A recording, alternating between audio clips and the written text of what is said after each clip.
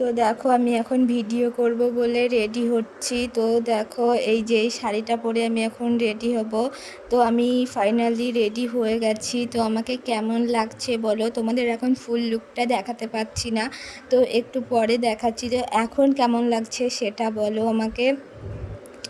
দেখো ঘোরাঘুরি করছি আর একটা ভিডিও করছি, তো তার জন্য এবার বাইরে চলে এসেছি, বাইরেই ভিডিওটা করব। তো বাইরের ভিডিওটা করব বলে বাইরে চলে এসেছি।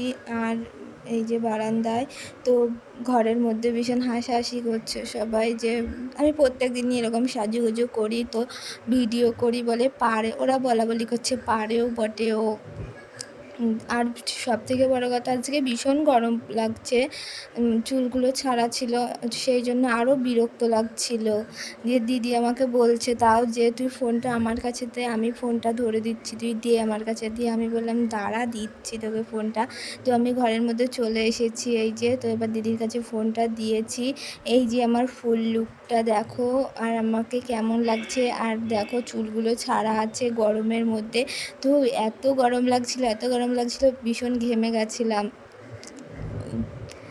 দেখো একটু ঘোরাঘুরি করছি আর আমার মা সামনে বসেছিল, ভীষণ হাসাহাসি করছিল। আমি বললাম চুপ করো, তো চুপ করো, অত হেসো না। বলছে তুই পারিসও বটে প্রত্যেক দিন।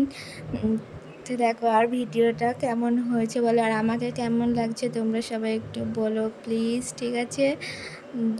দেখো আবারও ঘোরাঘুরি, মা বলছে সর সামনের থেকে, তুই সামনে এরকম ঘুরিস না। কিন্তু সামনে আমি একটা ভিডিও করছিলাম, তো তারপরে এরকম ভিডিও করতে করতে কারেন্ট চলে গেছিলো, তখন তো আরও গরম। ভিডিওটা ভালো